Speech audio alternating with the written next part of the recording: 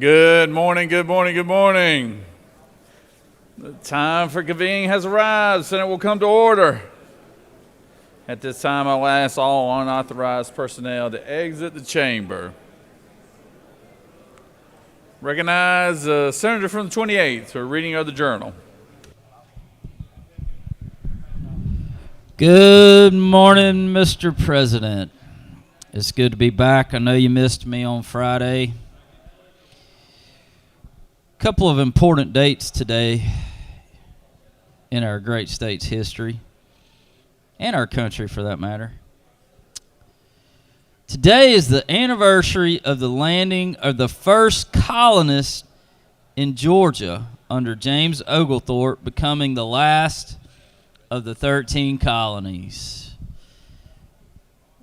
And I know we've got a few senators in here that might have been here on that day.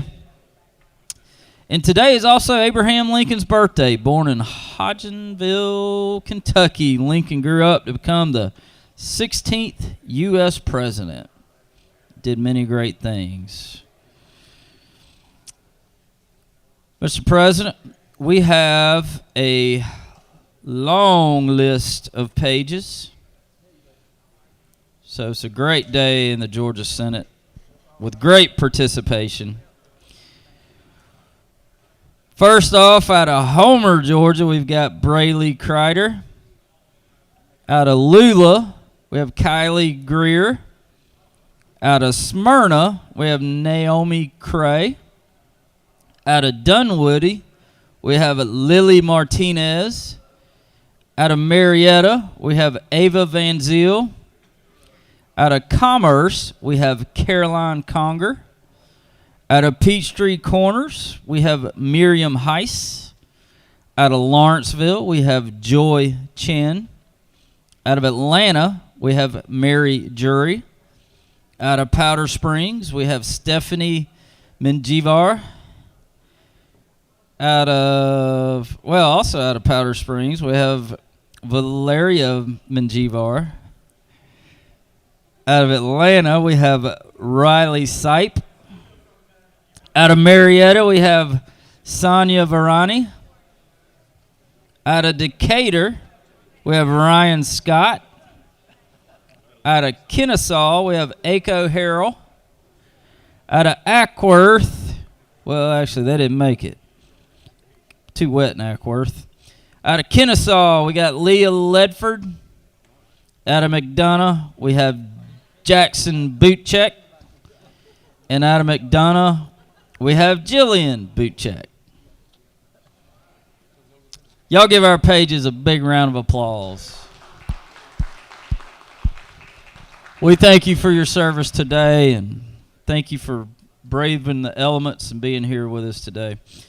You know, Mr. President, as I was reviewing the journal over the weekend, I noticed some craziness going on.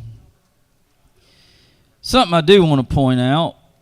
Senator McLaurin of the 14th asked unanimous consent to suspend Senate Rule 9-1 and any other Senate rule relating to the wearing of neckties. You know, I leave for a day and chaos breaks loose. I was not here either on Friday. Well, there you go. I thought it was just me. Yeah. It was you. But you probably didn't. I don't know if you got word on this, but I feel it's my duty from reading the journal that you need to know this, Mr. President, that the Sergeant at Arms announced that Senator McLaurin of the 14th sought entrance into the chamber. Senator Kennedy of the 18th, President Pro Tem, asked the Sergeant at Arms to escort Senator McLaurin of the 14th to the bar of the Senate for the purposes of an inspection to determine whether the senator was complying with Senate rules requiring appropriate dress on the floor of the Senate. And this must be true because it is in the journal. It is in the journal, Senator. And I wanted to point all that to show you that I read the journal and it is found to be correct. Once again, you cease to amaze us here, Senator, and all the hard work you do. But the one thing you did point out of importance is all the pages that we have here today. That is pretty remarkable. I counted at least what, about 12 or 13? How many did you? More than that. Did you get the number down? It was a lot. Hold on. Is there objection to the dispensing of the reading of the journal? Chair hears none. The reading of the journal is dispensed with. Is there objection to the confirmation of the journal? Chair hears none. The journal is confirmed. All senators who have bills and resolutions to introduce, please bring them to the Secretary's desk at this time. Senator from the 28th, for what purpose do you rise? Mr. President, I was just going to point out we have 18 pages today. 18, wow. All right, well, thank y'all. Appreciate that again. It's pretty remarkable how well the PAGE program is doing this year, so we appreciate that. First reading and references of Senate bills and resolutions. Secretary? Senate Bill 480 by Senator Hodges of the Third and others, a bill to be entitled an act to amend Chapter 10 of Title 49 of the OCGA relating to Georgia Board Health and of... Human Services. Senate Bill 481 by Senator Hodges of the Third and others, a bill to be entitled an act to amend Chapter 10 of Title 49 of the Health and OCGA. Human Services. Senate Bill 482 by Senator Sims of the 12th and others, a bill to be entitled an act to amend an act to revise and... State and local government. Senate Bill 483 by Senator Hatchett of the 50th and others, a bill to be entitled an act to amend Title 39 of the OCGA relating to minors so as to enter... Children and family. Senate Bill 484 by Senator Estevez of the 6th and others, a bill to be entitled an act to amend Article 3 of Chapter 18 of Title 45 of the OCGA. Insurance and labor. Senate Bill 485 by Senator Jones of the 22nd and others, a bill to be entitled an act to amend Code Section 17770.1 of the OCGA. Judiciary. Senate Resolution 583 by Senator Hatchett of the 50th, a resolution honoring the life of Dr. Robert F. Sullivan and dedicating a road in his memory and for other purposes. Transportation. That completes the order, Mr. President. First reading and references to House bills. House Bill 959 by Representative Corbett of the 174th and others, a bill to be entitled an act to amend Article 1 of Chapter 6 of Title 40 of the OCGA relating to general provisions relative to Public uniform. safety. House Bill 1026 by Representative Hagan of the 156th and others, a bill to be entitled an act to amend Economic Article... development. House Bill 1034 by Representative Franklin of the 160th and others, a bill to be entitled an act to amend Chapter 4 of Title 1 of the OCGA. Economic development. House Bill 1048 by Representative Carpenter of the 4th and others, a bill to be entitled an act to amend Article 3 of Chapter 3 of Title 50 of the OCGA. Economic development. That completes the order, Mr. President. Secretary will read report of standing committees. Mr. President, the Senate Committee on Education and Youth has had under consideration the following legislation and has instructed me to report the same back to the Senate with the following recommendation that Senate Bill 395 do pass by substitute, Senate Bill 202 do pass by substitute, and Senate Bill 360 do pass. Respectfully submitted, Senator Dixon of the 45th District Chairman. That completes the order, Mr. President.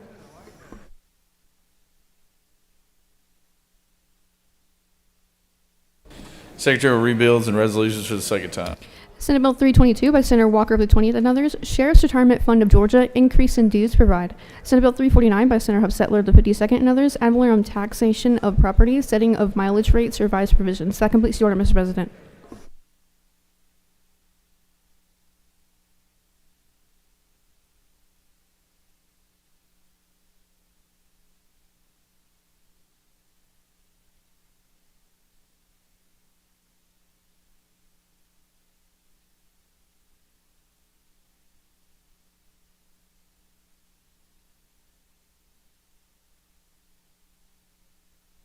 It is now time for the morning roll call.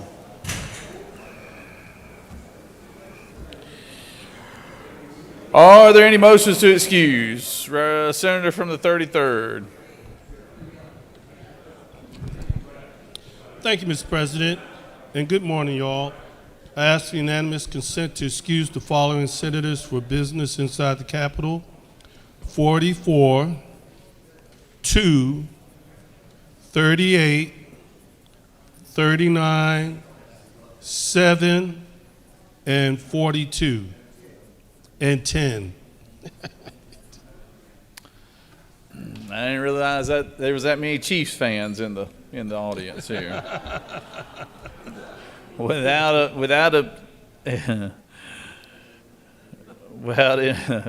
exception, the senators for all those places: 44, 2nd, 38, 39, 7th, 42nd, and 10th.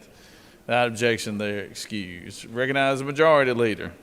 Thank you, Mr. President. I ask for unanimous consent to excuse the senator from the 39th who's under the weather. We wish him well. 31st, isn't it, Senator? 31st. Without objection, the senator from the 31st is excused.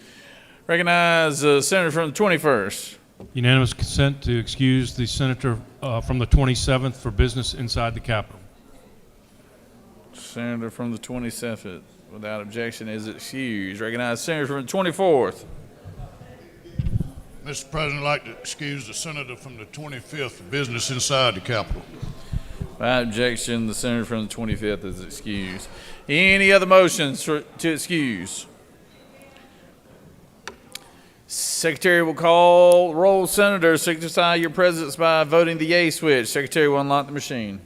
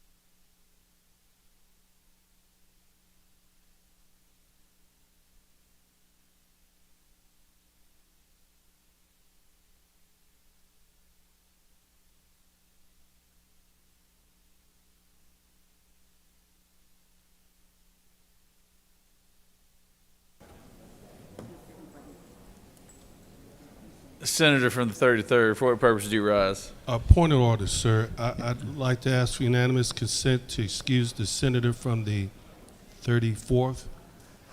Without objection, senator from the 34th is excused. It is now time for the morning devotion. All senators, please take your seats and cease all conversations. I would ask the doorkeepers to secure the chambers at this time.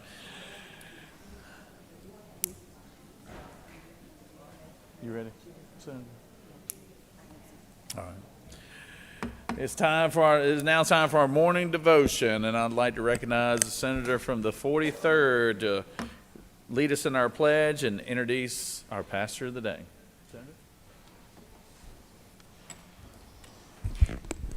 Please stand for our pledge. I pledge allegiance to the flag of the United States of America, to the republic for which it stands, a nation under God, indivisible, with liberty and justice for all. Now to the Georgia flag. I pledge allegiance to the flag and for which it stands, union justice, moderation, and justice. Good morning, colleagues. Thank you, Mr. President. Today I rise in my beautiful pink and green because it is AKA Day at the Capitol, the first and finest sorority forever and ever. Amen. Amen. I am here to introduce the chaplain of the day. She is my soror, Reverend Dr. Antoinette G. Alvarado. She is the co-pastor of Grace Church International, founder and executive director of My Sister's Keeper Foundation for Women, and president of Targeted Living Coaching and Consulting, LLC. Dr. Tony, as she is affectionately called, is a dynamic preacher, teacher, and workshop presenter, serving in national and international conferences.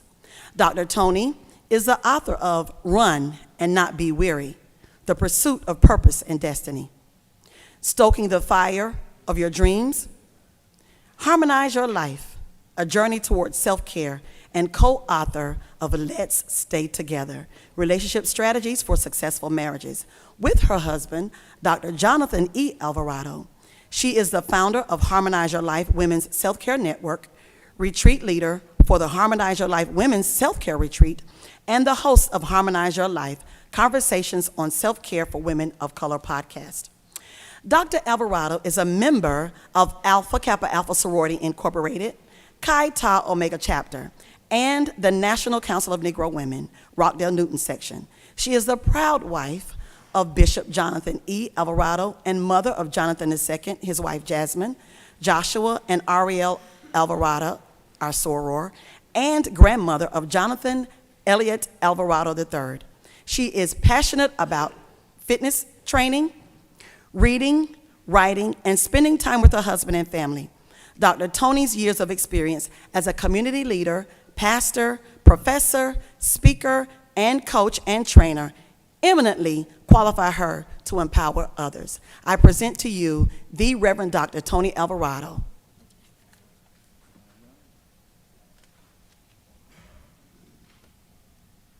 Good morning.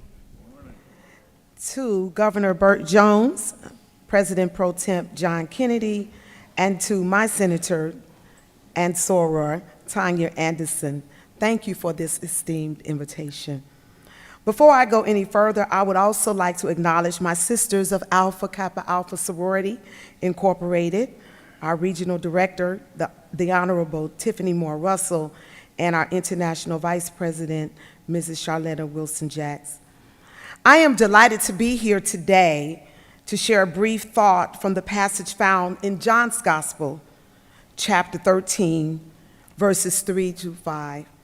And it reads, Jesus, knowing that the Father had given all things into his hands, and that he had come from God and was going to God, rose from supper and laid aside his garments, took a towel and girded himself. After that, he poured water into a basin and began to wash the disciples' feet and to wipe them with the towel with which he was girded.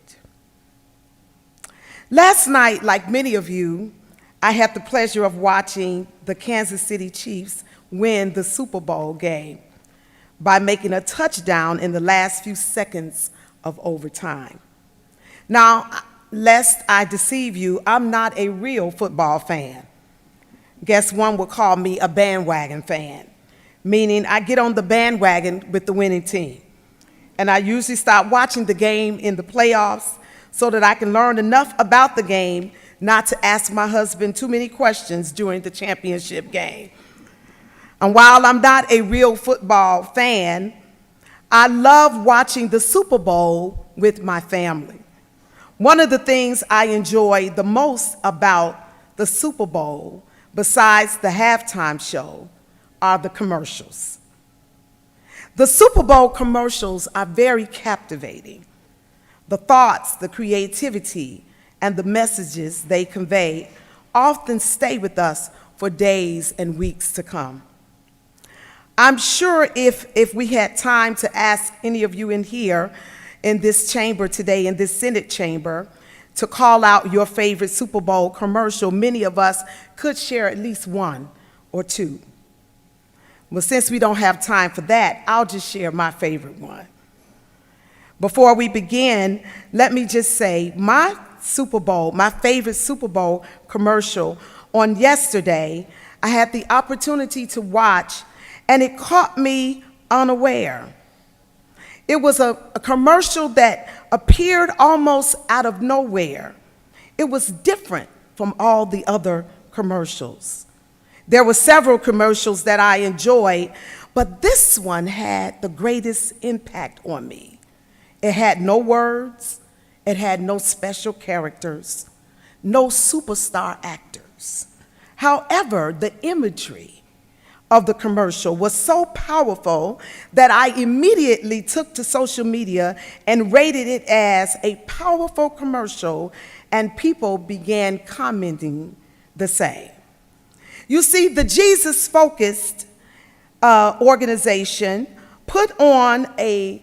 purchased 2 ads in the Super Bowl. It's called the He Gets Us campaign, and it's run by a nonprofit called Come Near. And they ran 2 ads in last night's Super Bowl.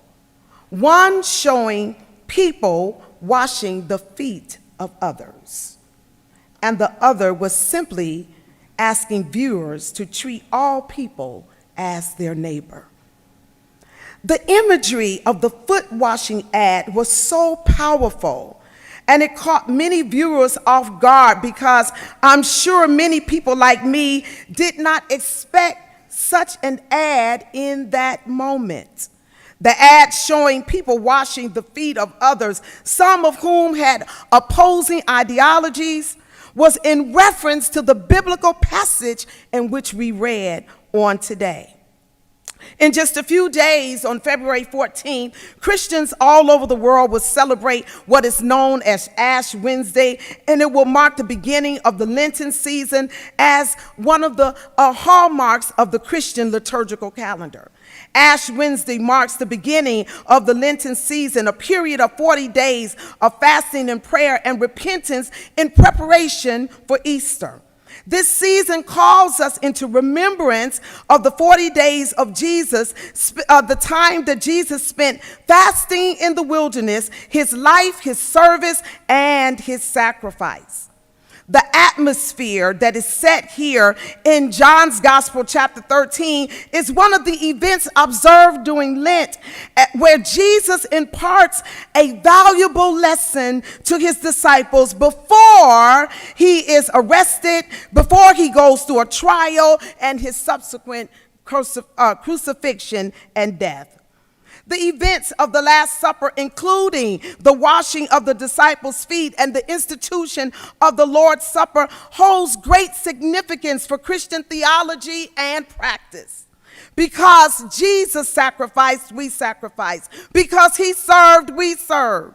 And before Jesus entered into the last days and moments of his life and ministry, he clearly illustrated a humble act, a service that will lead us even on today. Jesus' departure would be the start of the disciples' continuance of his expression of love, sacrifice, and service to God and all humanity, to the full extent that it is referred to as a quality act of service. You see, washing feet was a menial task of the servant.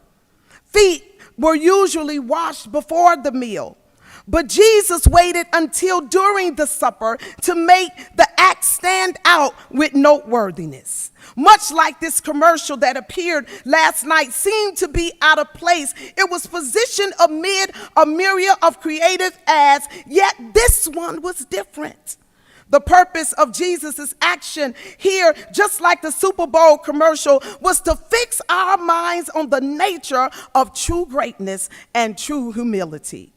The background of this event can be found in Luke's Gospel, chapter 22, where the disciples are found disputing over who was going to be the greatest in the kingdom.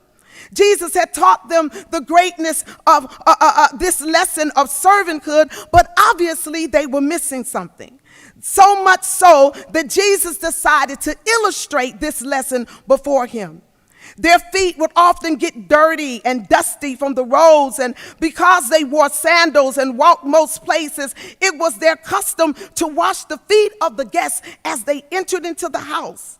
Just like we've come into this house today, our feet represent the dirty and dusty roads and places we have walked. But Jesus demonstrates what leadership is all about, just like my favorite Super Bowl commercial. Leadership is not about titles and positions. Leadership is about service.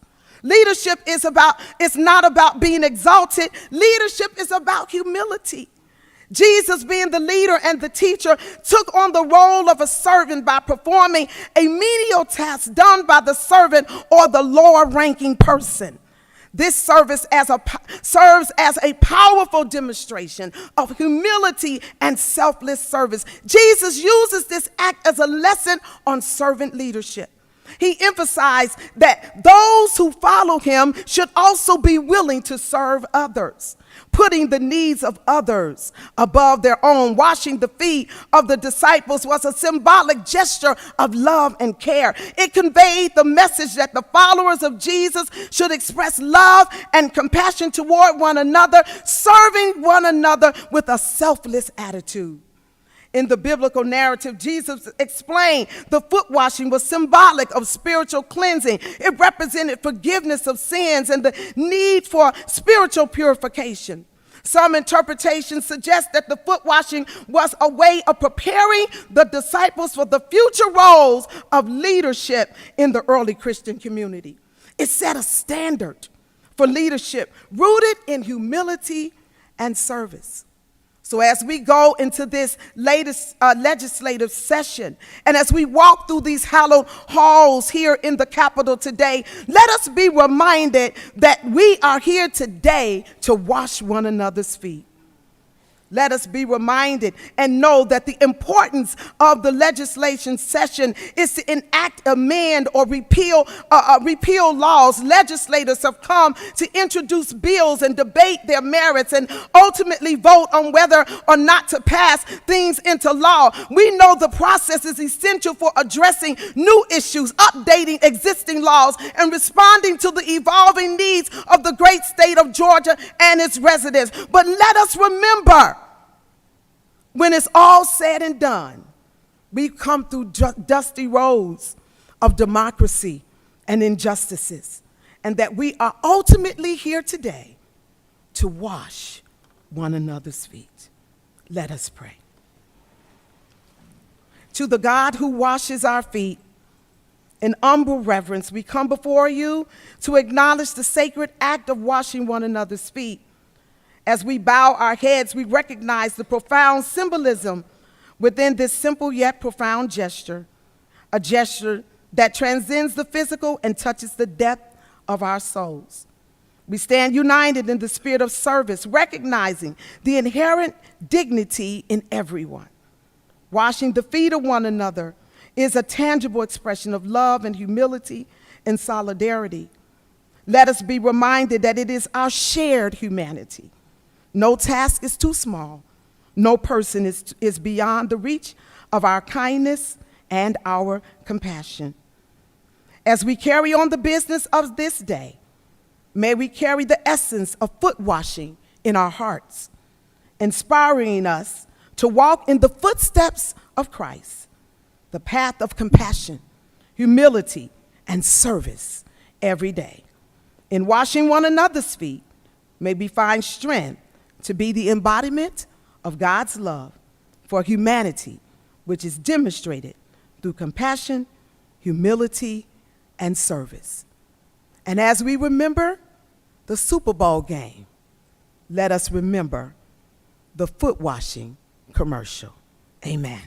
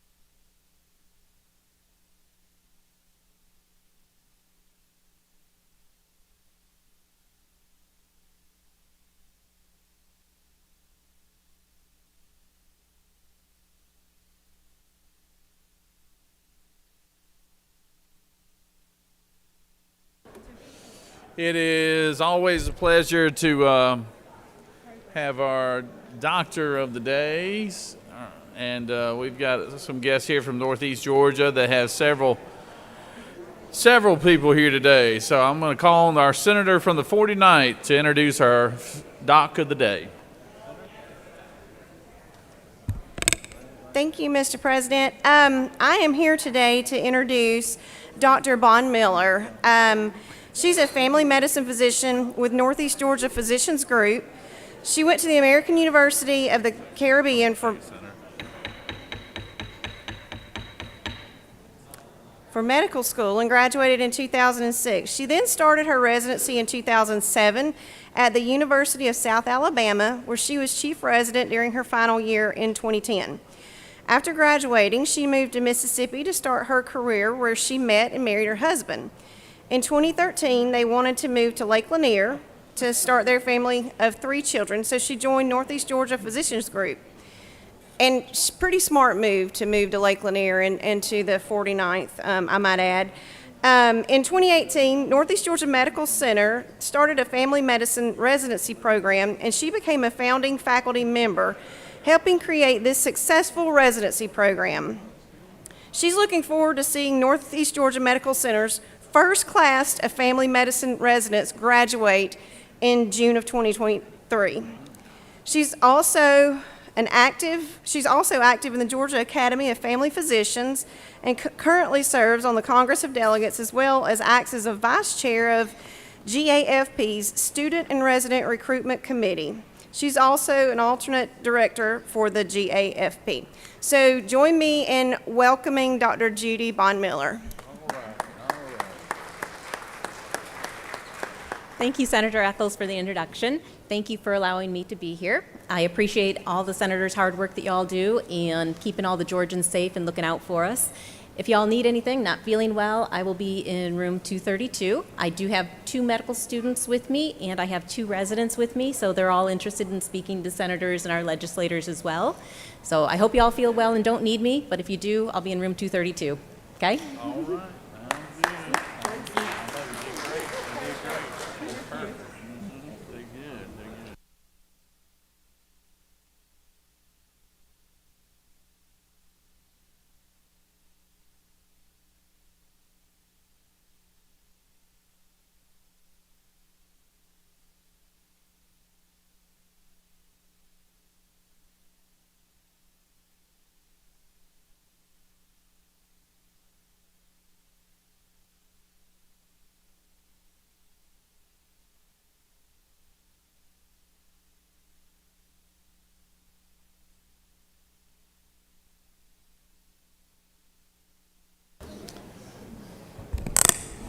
If I could have everyone's attention, we got special guests here today. Secretary, read the caption. Senate Resolution 484 by Senator Albers of D56 and others. A resolution recognizing and commending the Cobb County Sheriff's Office and for other purposes. Whereas, as of January 2024, the Cobb County Sheriff's Office will have earned its Triple Crown rating by attaining accreditation from the top 3 law enforcement credentialing authorities in the country. Now therefore be it resolved by the Senate that the members of this body recognize and commend the Cobb County Sheriff's Office for earning its Triple Crown. That completes the order, Mr. President. Is there objection to the adoption of the resolution? Chair hears none. The resolution is adopted. It's always nice to have our men and women in law enforcement to come down here and for us to recognize them for all the great work that they do. And I'd like to call on our Chair of Public Safety, Senator from the 56, to speak to the resolution. Senator? Thank you, Mr. President. So proud to have Cobb County Sheriff Owens, as well as other members of his staff and other sheriffs here today. Earning the Triple Crown of certifications is an extraordinary feat. In fact, only about 100 in the entire nation of over 3,000 sheriff's offices has accomplished this, and only just a few in the state of Georgia. We oftentimes count on our folks when we dial 911 to help us out and to be there in our time of need. And oftentimes we forget to just say thank you for all the good they do each and every day in our community. So I'm going to turn it over to Sheriff Owens to tell you a little bit more about this extraordinary feat and to know how proud we are in Cobb County and in the entire state of Georgia of him and his team. Sheriff? Good morning. First, let me acknowledge and give some welcome to Lieutenant Governor Burt Jones and Republican Senate leadership here today, as well as Minority Leader Senator Gloria Butler and the Democratic senators in leadership here today as well. And a special thanks to Senator John Albers for bringing this forward to y'all today and his great support for law enforcement throughout the state of Georgia. And he supports the men and women in law enforcement completely. We're here today because Cobb County was able to obtain a great feat. As the senator stated, only 100 sheriff's officers across the United States have achieved this goal and or recognition. It is a tough goal to uphold. Several policies and procedures have to be reestablished and reworked and revamped so we can be in industry standard and meet that standard, and we have done that. Before I became sheriff of Cobb County, that was one of our main goals when I take office, to become Triple Crown. That creates a professional atmosphere for our agency, and our citizens in Cobb County deserve nothing less than a professional law enforcement agency. Cobb County Sheriff's Office today is one of the 5 in the state of Georgia that has received this award, and I am humbled and gracious to stand before you today and say it's all because of the men and women that work for Cobb County Sheriff's Office, who took this monumental task upon them, that I thrust upon them, and got it done. You know, when I came to office, our policies were completely outdated. Our uniforms and equipment was dated. We changed everything in less than 3 years to earn this rating. So again, it's a great success story for the Cobb County Sheriff's Office and the citizens of the Cobb County, to include our politicians there as well. They were behind us in this endeavor everywhere, from every step, from the start to the end. Sheriff's Office motto, if y'all haven't been to Cobb County, is one team, one fight, one community. So one of the first things we had to do is pull our agency together, as well as our community together as a whole, to make us one of the best sheriff's offices in the state of Georgia. To get there, I thrust this huge responsibility upon Lieutenant Kendall Kirker, who's to my left and some of you right here, to make sure that this get done.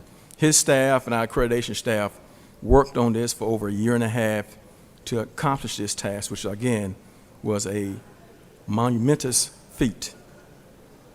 We brought in outside auditors. We brought in outside financial individuals to come in and check our finances. We did everything the right way to achieve this accomplishment. What it also did, we brought in our community stakeholders as well, which have our community have a stake in their sheriff's office. So now they have trust in their sheriff's office, as well as all the sheriff employees.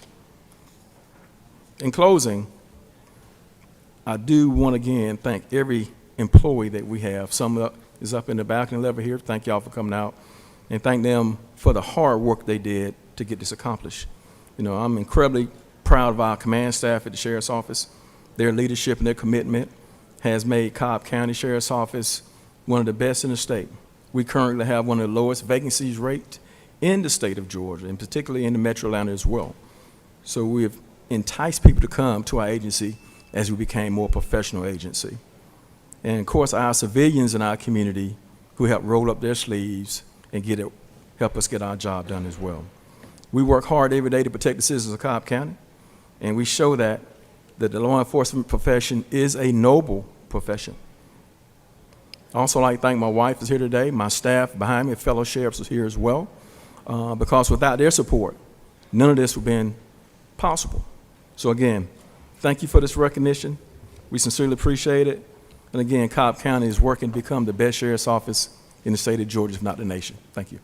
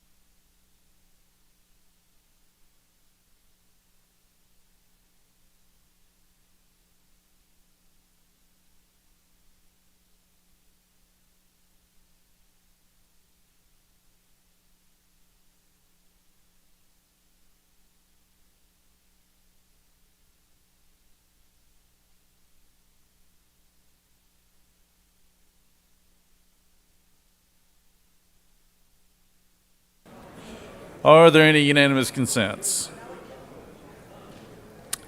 Does any senator wish to rise on a point of personal privilege? I recognize the senator from the 28th.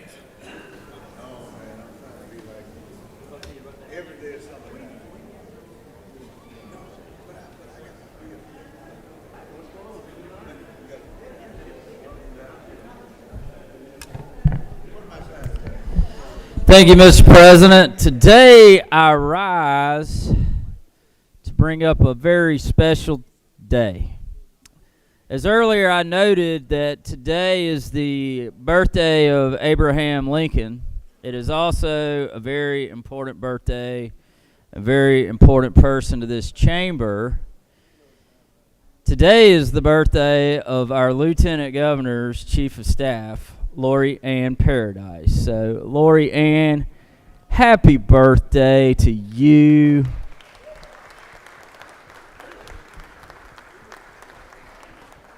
We are all just better people with your presence here, so thank you. I yield the will. All right. Happy birthday there, Lori Ann. That Senator, you must want something. I tell you what. Recognize the senator from the 22nd for a point of personal privilege.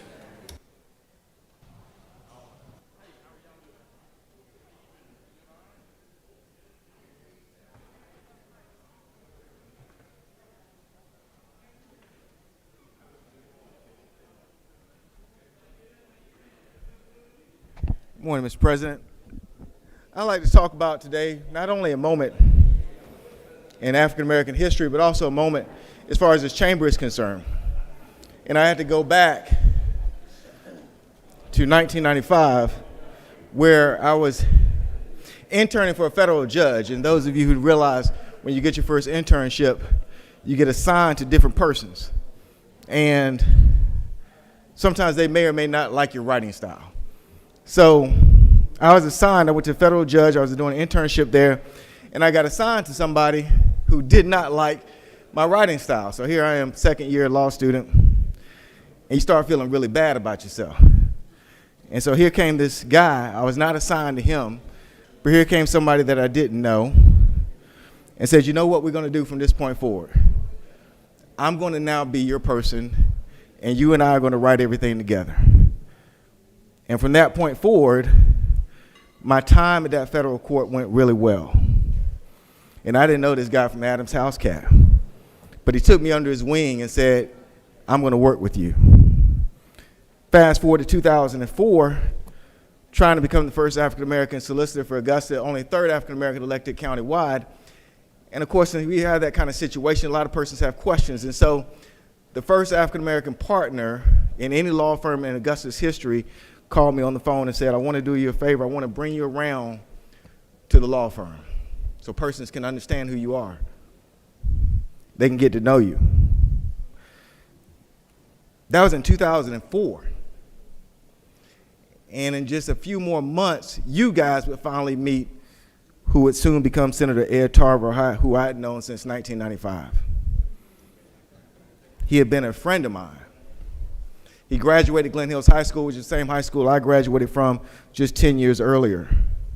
And what I didn't know about that story in 1995 was, one of the things he had told me was, in Augusta, your parents are very important. So one of the things he said is, my mother told me that you would be coming to work here because your mom had called her. They were both teachers, and they knew each other. And that was our history before we even got to know who each other were. And I can guarantee you that in 2005, when he came to this chamber, he brought a dignity and intelligence to this chamber, which was probably well warranted and probably could still use today. And the President of the United States of America saw that intelligence and dignity and made him the first U.S. African-American U.S. attorney for the Southern District. And he did the same there. And he was an asset to Augusta. He was an asset to the state. He was a great friend of mine. He was a great friend of so many people. He brought grace, intelligence, and dignity everywhere he went. And so I thank him in 1995 for taking me under his wing and saying, "You will be with me from this point forward." I thank him for being state senator in Augusta at a time that we needed stability. And I thank him for being a U.S. attorney in a time where we needed saneness in that particular position. He is your former colleague to many of you, but he will always be a mainstay in this chamber. At this time, Mr. President, I would ask if we could take just a few moments of silence to celebrate our friend, Senator Ed Tarver. If everybody could rise for a moment of silence, senators requested.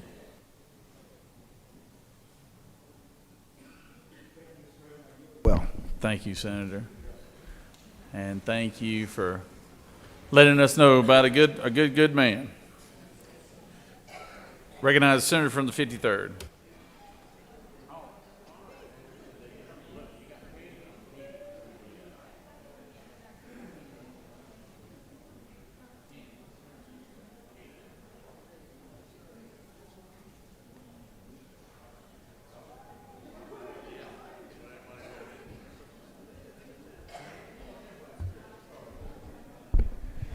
Thank you, Mr. President. Brought with me here, I've had a lot of questions about what this is, and it's a piece of coal. It's a piece of coal from my beloved Lookout Mountain. Mr. President, I guess about a week and a half ago now, I went into your office, and your fireplace had some artificial coal. I don't know if it was made in China or where it was made, but it did not come from the mountains of North Georgia. Last week, we heard a lot about coal. We heard a lot about rednecks. And my family, everybody gave a story about their coal mining history. There's a guy who sits on a horse at the northwest end of this capital. His name's John B. Gordon. Looks back to his beloved Lookout Mountain. His father had a coal mine on Lookout Mountain. And in the mid to 1800s, my family left a beautiful place called Sweetwater, Tennessee. Can you imagine leaving a place called Sweetwater to go to Lookout Mountain? But there we've resided for 5 generations, Mr. President. I hand dug this coal, and there's a bunch more back there, and I want you to put it in your fireplace. And if anybody asks you, it came from Georgia's beloved Lookout Mountain. Thank you, Mr. I would President. love some. I'm glad you brought some for me there, Senator. I appreciate that. Because you're right, I don't know when that fireplace has been used last, so might want some good coal in there. Especially if you hand dug it, but I might challenge you on that. All right, I recognize the senator from the 4th.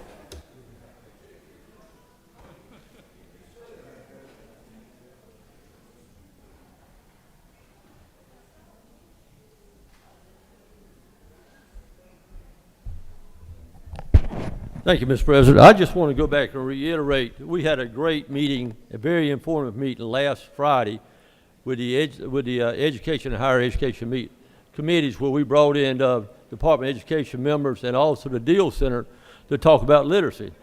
And I think I want to open this up by saying, as Governor Kemp said, I think in the State of Union message, there is no next year. There is no next year when we deal with literacy. You know, I'm not concerned about the top third of children in the state of Georgia, because they're going to make it no matter where they go. I'm concerned about the middle third and the bottom third. We have a problem, and it cannot be solved in a marathon. It's got to be solved in a 100-yard dash. We've got to put all of our efforts to helping our children learn how to read. In the state of Georgia, less than 50% of our children in the 3rd grade are reading on grade level.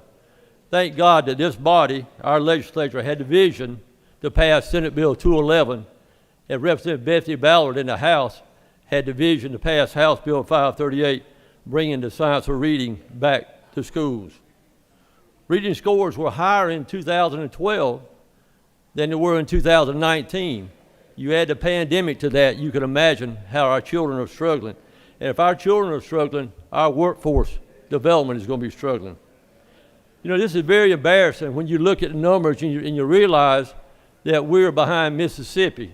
Yes, Mississippi. We're behind Louisiana. Yes, Louisiana. And we're behind a lot more. We're in 40-something in the nation in our reading scores. I understand local control, but I tell you, I have learned to hate the word local control when it comes to education. But we cannot depend on our local control to take care of it.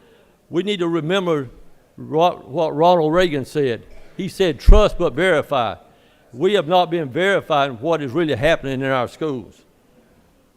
People wondering, a lot of people ask me, do you support school choice? I did not support school choice till I got into Senate and started realizing these numbers. I fully support school choice now.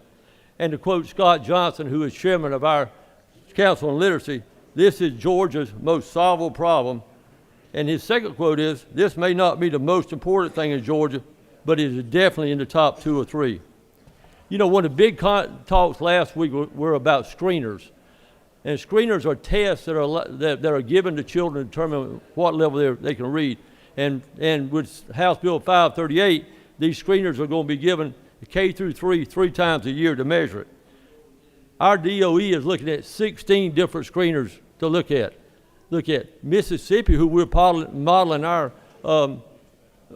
literacy after, used 6. The Deal Center, who we've got a huge amount of respect for, said we only need to use 5. The North Carolina, who had jumped on this literacy ahead of us, they used 1. How can we have so many different screeners and compare one district to the other? You can't do that. It's like apples and oranges. So we need to keep moving this forward. We also look very heavily at the lower 25% of the schools in the state of Georgia based upon their lowest performing numbers, lowest performing schools. Let me give you some numbers. This thing is all the way across the state of Georgia. It's not in the upper part. It's not in the lower part. It's not in the east. It's not in the west. In my district, Evans County has 4 schools. All 4 of them are in the lower 25%. Bullitt County, my home county, has 3 schools in the lower 25%. Candler County has 1 school. Chatham County, my next door neighbor and the senator from the first home, well, his second home, has got 30 schools in the lowest 25% of the state of Georgia. Atlanta Fulton, 58. Dowry County, senator from the 12th home, 15. Muskogee County, 28 schools in the lowest 25%. Crisp County, 4. DeKalb County, 60. You see, this is all the way across the state of Georgia. It's not isolated. And we got to remember, if we've got that many schools, how many children is it affecting? In Georgia today, the last count we had, only 46% of the children in the state of Georgia in 3rd grade are reading on grade level. That means 54%, Mr. President, are not reading on grade level. That's over 90,000 children in the 3rd grade. Listen to this, people. 90,000 children in the 3rd grade in the state of Georgia are not reading on grade level. Do we think we're going to create a workforce? Do we think we're going to reduce teenage pregnancy by these numbers? Or are we going to reduce crime by children not being able to read? Or are we going to reduce human trafficking? Or are we going to reduce drug use? No. We got to increase our literacy rates in the state of Georgia. Thank you, Mr. President. I yield the will. Thank you, Senator. Recognize the senator from the 49th.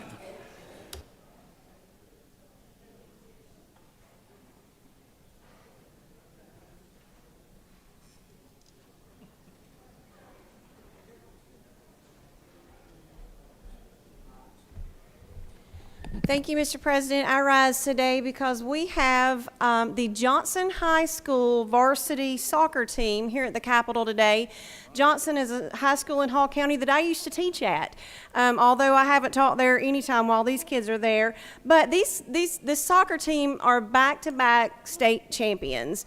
So we are proud to have them here and want to welcome them to the Capitol and congratulate them on an outstanding back-to-back season.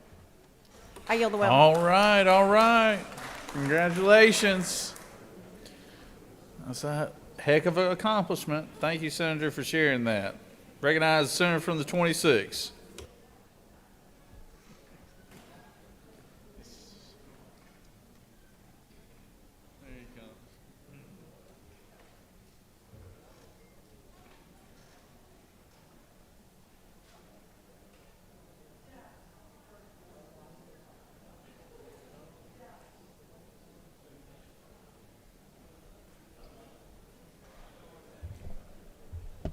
Thank you, Mr. President.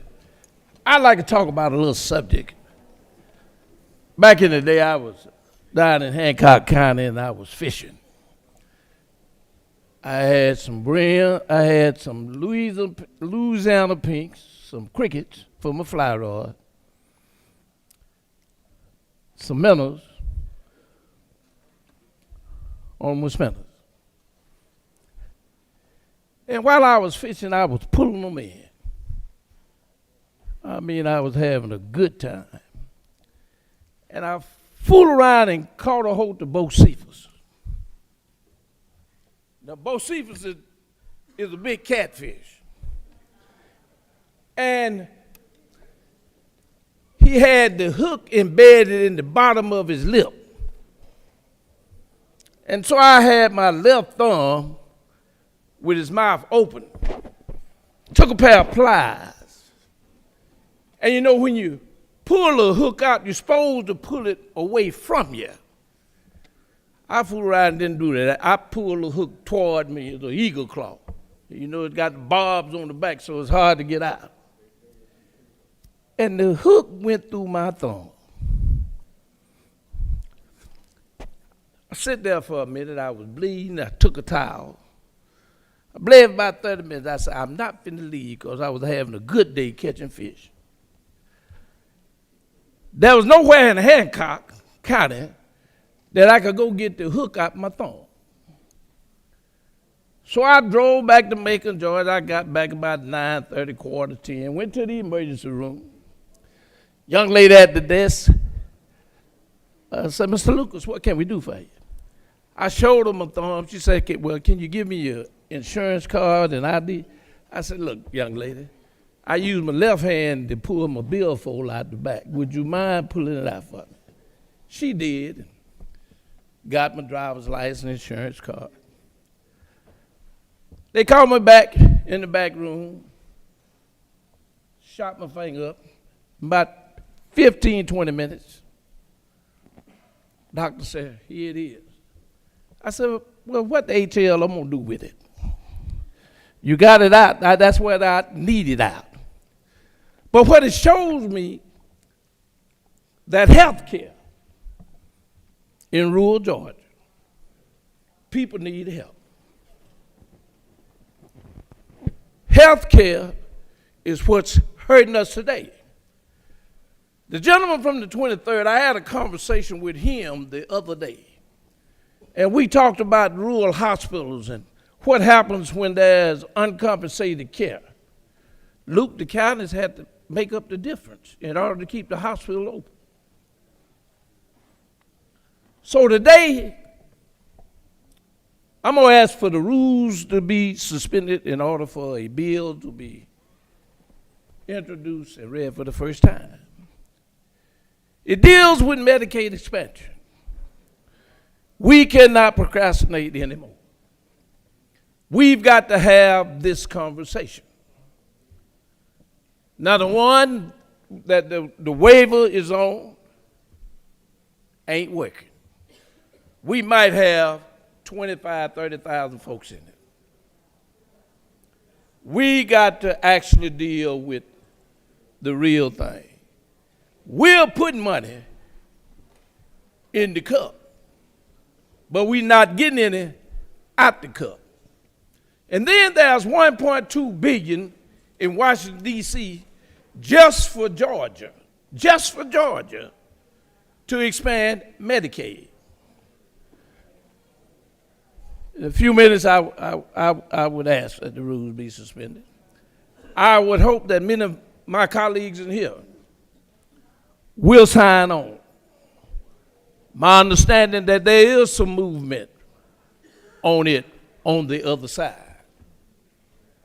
But what I like for us to do is be on record, so when we meet, we got something to meet about. I don't know what their plan is. Have no idea. But under the one that I'm talking about introducing today, excuse me, if you would look on line 75 of it, it has a work requirement in it. And what that work requirement is that somebody goes in and finds out whether or not you got a disability, whether you have a mental condition, whether or not you need more education to get a high school diploma so that you can get a job, or whether or not we can help you find one and help you be able to be self-sufficient. So today, ladies and gentlemen, I ask you to allow the rules to be suspended, and that many of you who have reservations come and sign on. Let's go to work and let's start the conversation about health care for all Georgians. Thank you. Thank you, Senator. Recognize the senator from the 44th.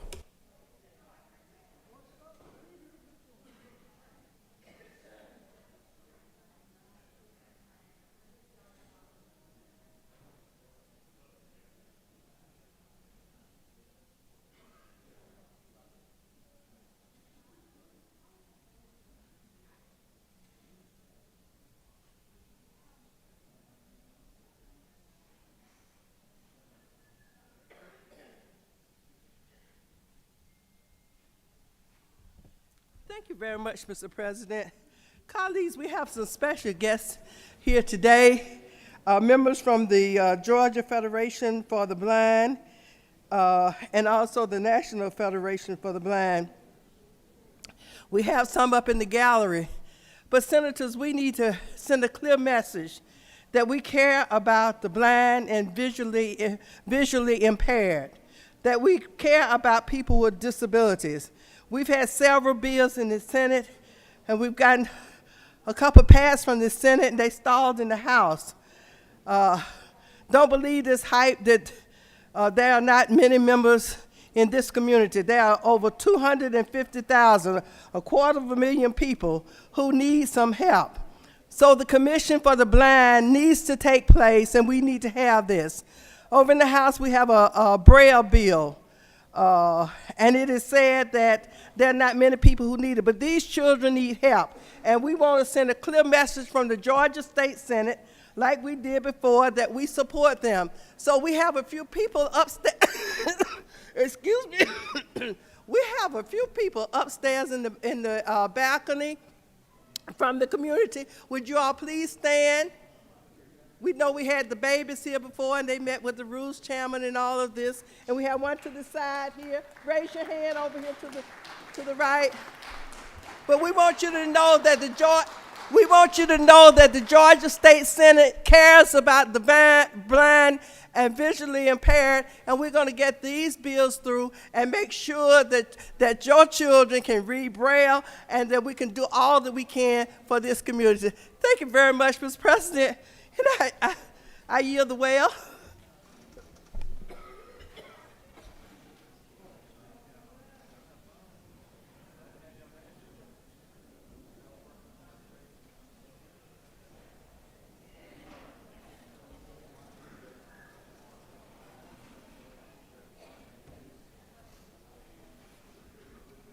Recognize the senator from the 25th.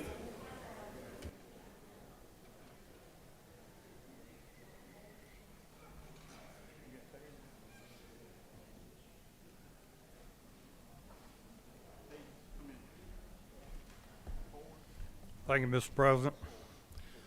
Ladies and gentlemen, February is the National Cancer Prevention Month. The American Cancer Society estimates more than 60,000 Georgians will be diagnosed with cancer this year. And sadly, cancer is still the second leading cause of death in our state. Today, February the 12th, beginning at 1 o'clock, cancer professionals, volunteers, and advocates from Georgia CORE, the 5 regional cancer coalitions, and other organizations will be at the South Wing Stairs to provide information about the importance of cancer screenings and to pass out some Valentine's candy to remind us that love is stronger than cancer. Georgia CORE is a statewide nonprofit dedicated to improving cancer care in every corner of Georgia, so no Georgian will ever have to leave the state to receive excellent care. The 5 regional cancer coalitions are directly helping patients get their cancer screenings and improving access to treatment. Together, Georgia Core and the regional cancer coalitions are helping Georgians prevent, detect, and treat cancer. If you are over 40 or have a family history of cancer, please talk to your doctor about when you should be screened for breast, prostate, lung, colon, and cervical cancer. Go see Lynn Durham with Georgia Core, Ursula Spence from Community Health Works, and Smitha Ahmed at East Georgia Cancer Coalition, and the providers on the second floor cancer screening starting at 1 p.m. And they're up in the gallery if you would stand and receive a Senate welcome for all you do. Thank you. Thank you, Mr. President.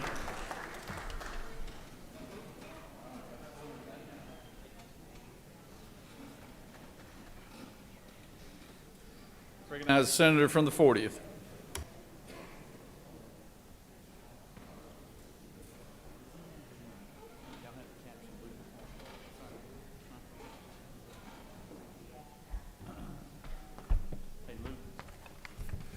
Thank you, Mr. President. I'd like to invite all of you to join the Georgia-Japan Legislative Caucus for lunch today in room 216. The Georgia Port Authority will be with us to tell us about the importance of inland ports and their effects on economic development. If you miss the lunch, they're planned to give a second presentation at 1 p.m. If you're more of a visual processor than an oral processor, I personally put a flyer on your desks this morning with all of the information. We hope to see you there. Thank you, Mr. President.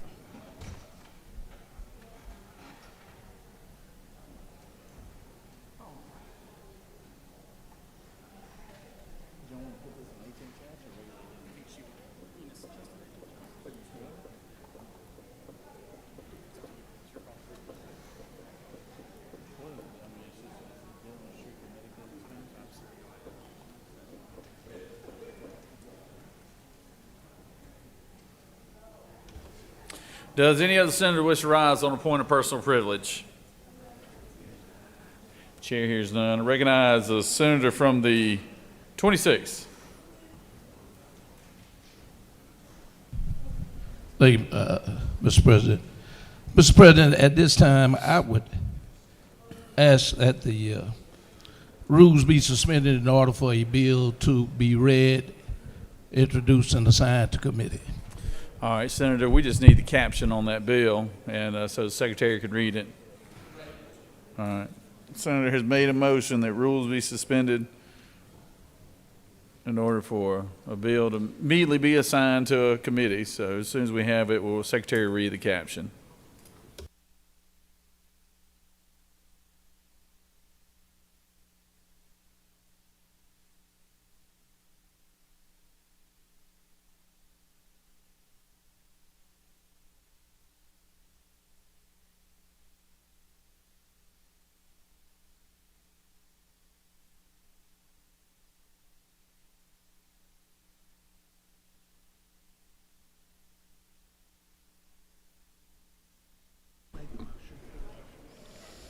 A bill by Senator Lucas of the 26th and others. A bill to be entitled an act to amend Article 7 of Chapter 4 of Title 49 of the OCGA relating to medical assistance generally, so as to provide for Medicaid expansion, to provide for definitions, to provide for submission of requests for waivers, amendments to waivers, and state plan amendments, and for other purposes. That completes the order, Mr. President.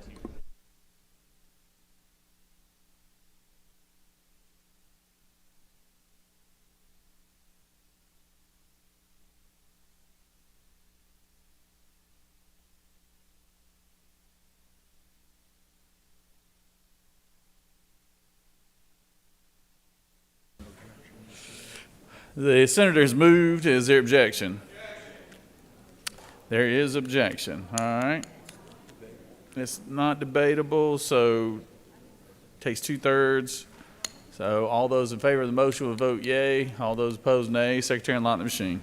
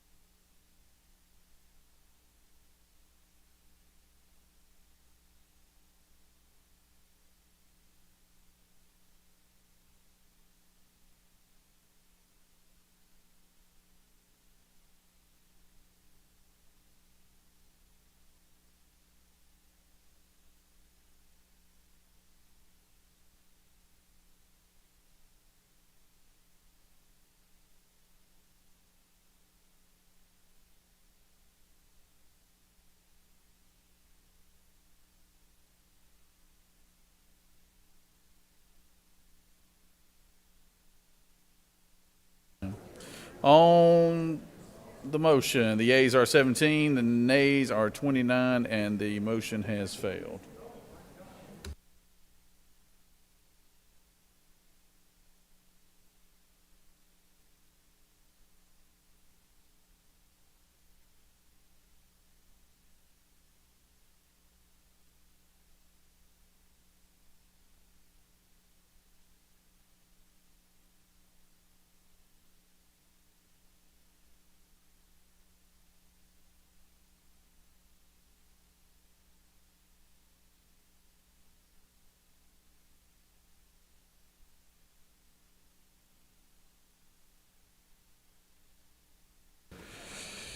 You have before you a consent calendar of privilege resolutions. Does any senator wish to remove a resolution from the consent calendar? Is there objection to the adoption of the resolution on the consent calendar? Chair hears none. The resolutions on the consent calendar are adopted.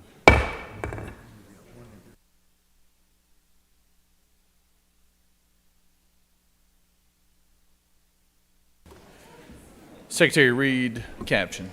Senate Resolution 581, a resolution by Senator Jackson of the 41st and others, a resolution recognizing and commending Michael Thurmond and for other purposes. That completes the order, Mr. President.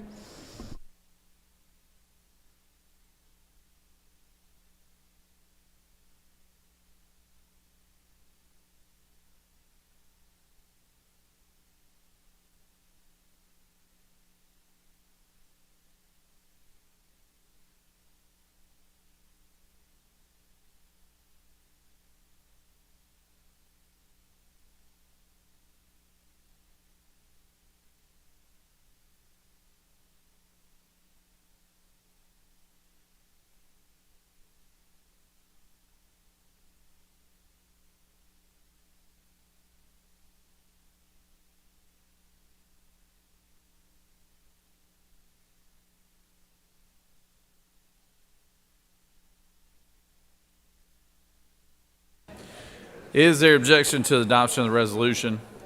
Chair hears none. The resolution is adopted.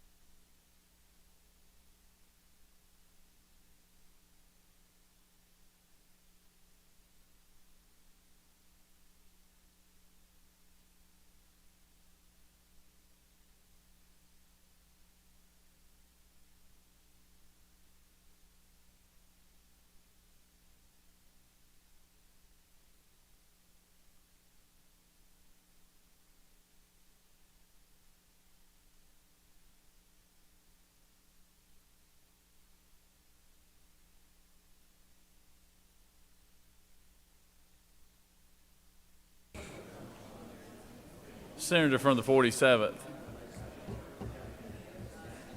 Recognize you for a motion.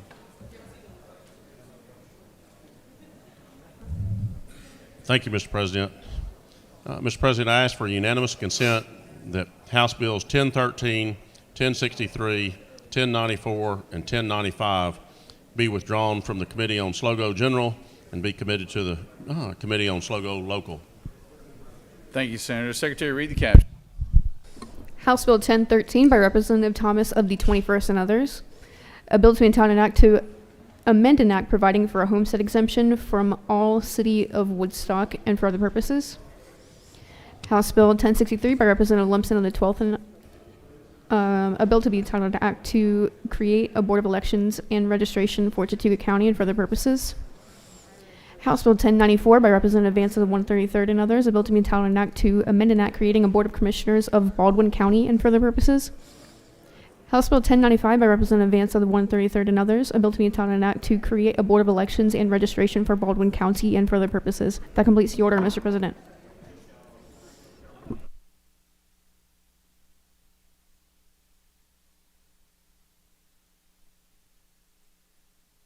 All right, Senator, the chair of SLOGO has made a motion to move House Bill 1013, 1068, 1094, and 1095 from SLOGO General to SLOGO Local.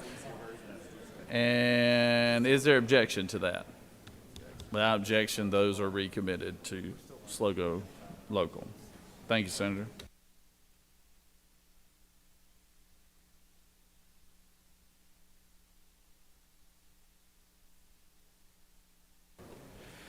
We're moving on to the rules calendar. SR 543. Secretary, read the caption.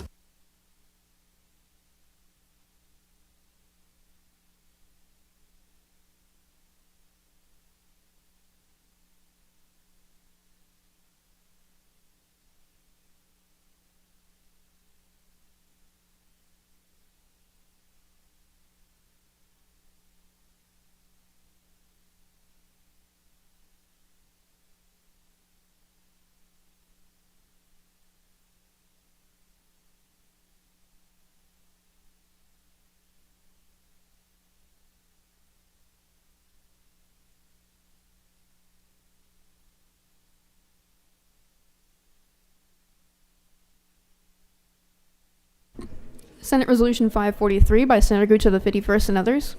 A resolution supporting increased protections for America's borders and for other purposes. Now, therefore, be it resolved by the Senate that the members of this body support increased protection for America's borders in the pursuit of ending the illegal immigration and smuggling that has long threatened our people. Be it further resolved that the members of this body support any action taken by Governor Brian Kemp to allocate resources and assistance to the protection of the southern border, as well as the actions of Governor Greg Abbott to safeguard the people of Texas and for other purposes. Senator Parent of the 42nd and others offer the following Amendment 1 to amend Senate Resolution 543 by striking lines 39 through 42 and inserting, be it further resolved that the members of this body encourage congressional Republicans to put national security above politics and for other purposes. That completes the order, Mr. President.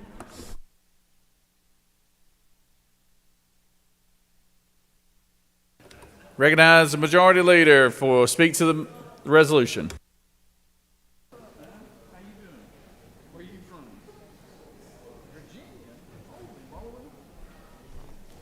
Thank you, Mr. President. Colleagues, good morning.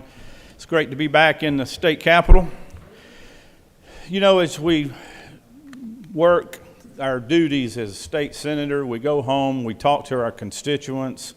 We probably get the time from day to day when we're back home to watch the local news and might even catch a little national news. Not sure which station you listen to, but I try to listen to some of all of them just to find out what's going on and try to figure out where the truth is. But I can tell you one thing, from what I see, what's going on in Washington, D.C., our Congress is broken. In fact, if you look up the word impotent, it says unable to take effective action.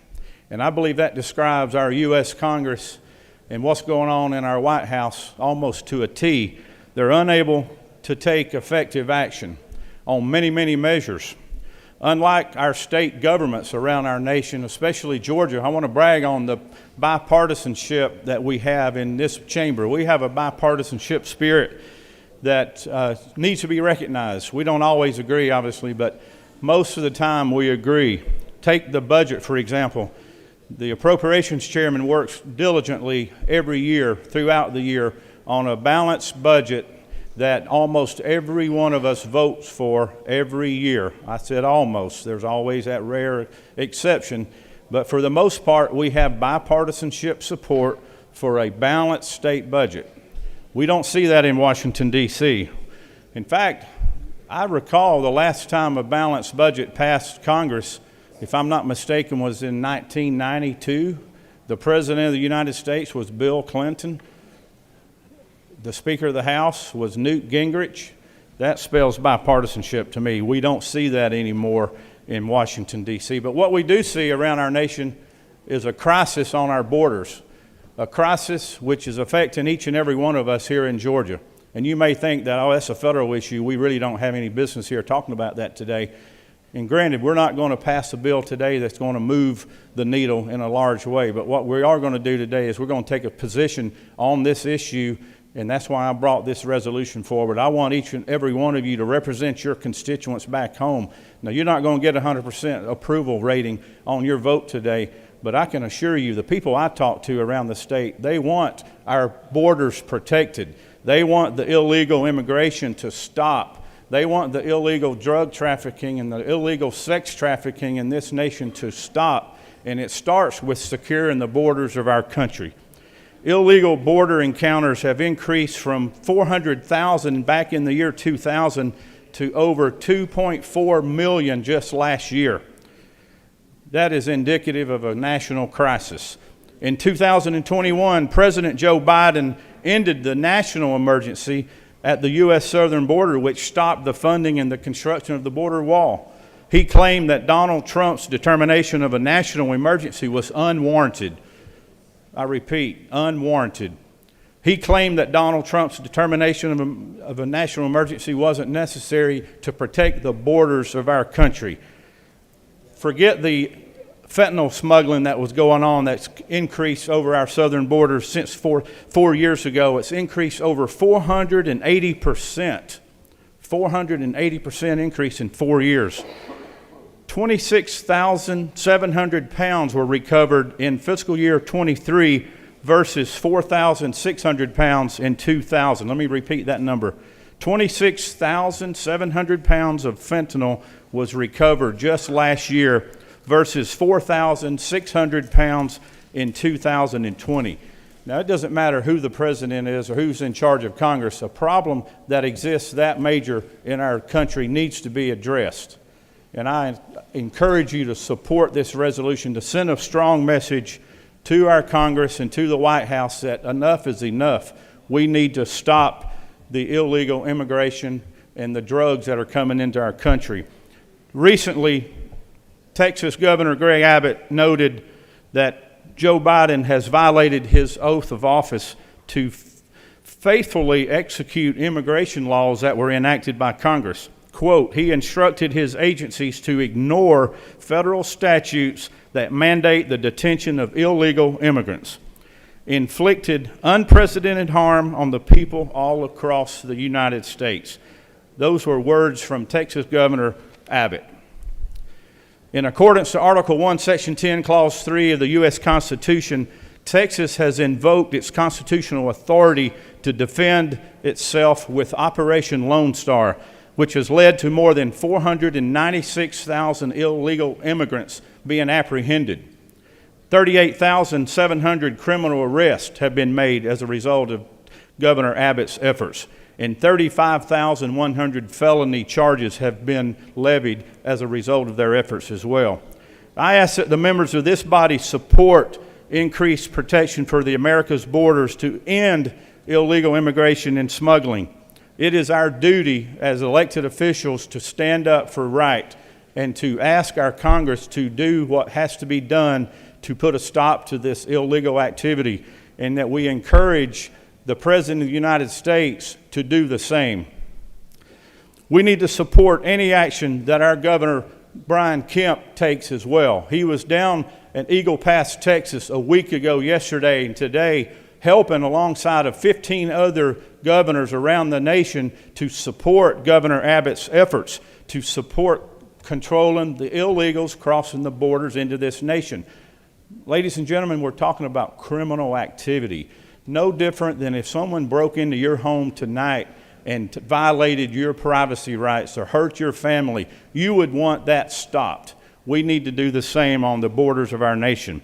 We need to encourage Congress to close the southern border, reinstate funding, and re-begin building of the walls around our country. This resolution also condemns President Joe Biden's executive actions relating to the southern border, and it urges the reinstatement of former President Donald Trump's border priorities, specifically Executive Order 13768 and Proclamation number 9844. Ladies and gentlemen, I think we have a duty to stand here today and take a position on this resolution by voting the green button and letting the people in Washington, who also represent the same people that we represent, let them know how we feel on this issue. And Mr. President, I would encourage everyone in this chamber to do so, and I would ask for your favorable consideration on this resolution. And I would oppose an amendment that I saw put on our desk a few moments ago from the senator from the 42nd. I do not believe we need to add any more language to this bill. I think we simply need to enforce the laws that are already on the books. The President of the United States has the authority to do so without any action of us and without any action of the Congress. Mr. President, I'm happy to take questions, or I'll yield the well. You have no questions, Senator. Thank you very much.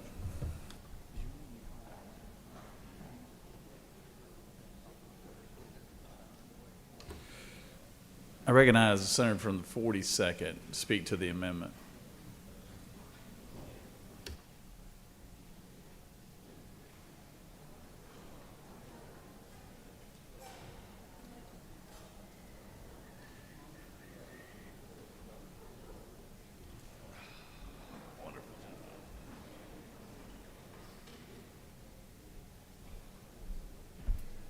Thank you, Mr. President, and good morning, colleagues.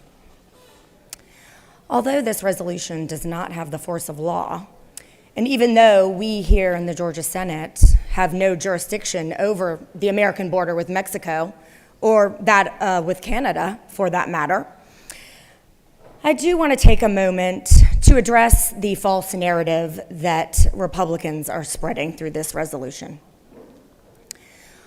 Although my colleagues are trying to build a narrative that they are the party for immigration management and border security, the facts show that this is false. The Republican Party in Washington, before, during, and since Trump, has repeatedly killed comprehensive immigration reform. History and facts show us that time and time again, it is Republicans who have failed to secure the border. Let's start back in May 2006, when Republicans controlled both the U.S. House and the Senate. George Bush was in the White House. Writing in The Hill, Stuart Verderi gave us the rundown. House Republicans passed an enforcement-only bill, generally known as the Sensenbrenner bill, and the Senate passed the bipartisan Comprehensive Immigration Reform Act. But these two bills were never conferenced or reconciled.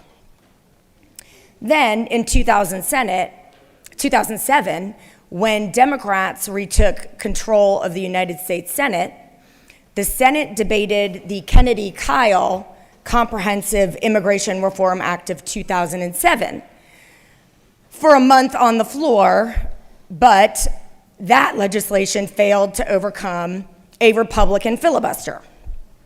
Then President Biden was a yes vote for that comprehensive immigration reform. In 2013, when Obama was president, the Senate, again taking the lead through the bipartisan Gang of Eight, passed the Border Security, Economic Opportunity, and Immigration Modernization Act. This also was a comprehensive bill, and it received 67 votes in the U.S. Senate, bipartisan, but the Republican-controlled House refused to take it up. In 2018, when Trump was president, the government shut down after negotiations between Trump and Senate Democrats to pair Dreamer legislation with enforcement provisions failed. This list of opportunities to secure the border thrown in the trash bin by congressional Republicans is long, But none of this list compares to the most recent debacle we just witnessed. Here's what happened. Back in October, President Biden requested funding for American allies facing grave wars and threats to their very existence. Congressional Republicans said, we can't support that funding for Ukraine before we secure our own border. So Democrats said, let's deal. And over the next 4 months, a bipartisan group negotiated a thorough and very conservative approach to border security. This bill has border security measures that include asylum reform with strict new controls on who is eligible to seek asylum, with provisions to shut the border down entirely if the processing is too much to handle. Funding for the wall, emergency border authorizations, $48 million for fighting fentanyl trafficking, and asylee work eligibility. But congressional Republicans said no before they even released the bill, throwing their colleague, Senator James Lankford from Oklahoma, totally under the bus. This was yielding to demands from former President Trump, who apparently is hoping to blame Democrats during his campaign for the situation at the border.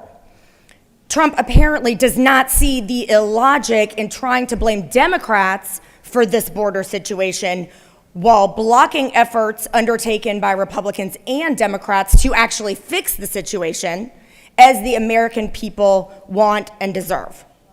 Well, perhaps the MAGA base will not notice that it's Trump and congressional Republicans that just blocked a solution, but the rest of the American public will not be as not be as credulous, let's put it that way. The rest of the American public will notice that it's Republicans that yet again, for the 5th time in 20 years, have tanked an immigration bill that would have provided border security and enforcement. Congressional Republicans do, unfortunately, in the words of the senator from the 51st, appear to be impotent in the face of Trump's whims. Now let's focus on what this resolution asks us to commit to. We can and should all get behind increasing protection for America's borders and ending illegal immigration and smuggling. We cannot, however, support donating Georgia's resources to another state without sufficient consideration and debate. This resolution is simply not the path we should be taking politically, legally, or practically. The truth, my colleagues, is that over the past 2 decades, congressional Democrats have unfortunately never had a capable negotiating partner on securing the border. When Republicans were willing to update the laws, necessary, by the way, because in contrast to Republican talking points that the president can do all of this himself, you might want to look back in recent history where the courts blocked many of Trump's actions because they were illegal under existing law. So yes, congressional action is necessary, and it's certainly also necessary for the power of the purse.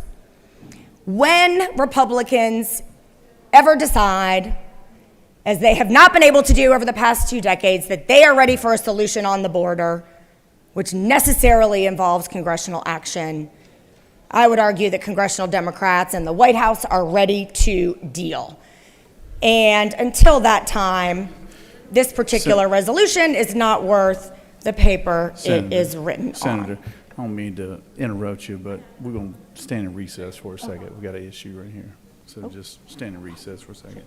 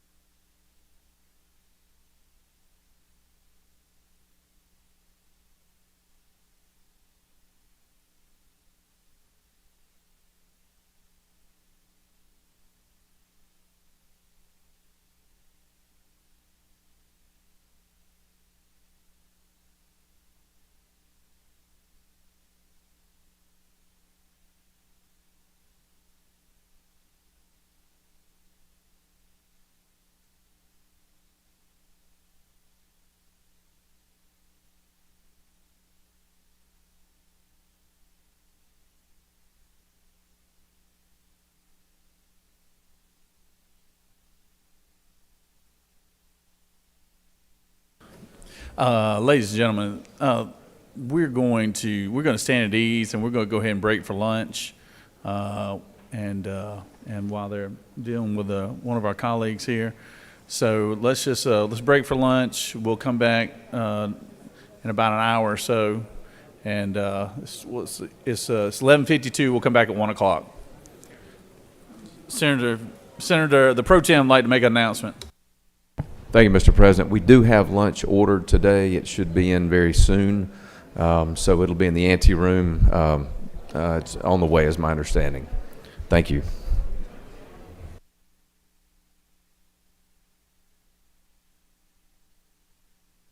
Senate stand at ease till 1 o'clock.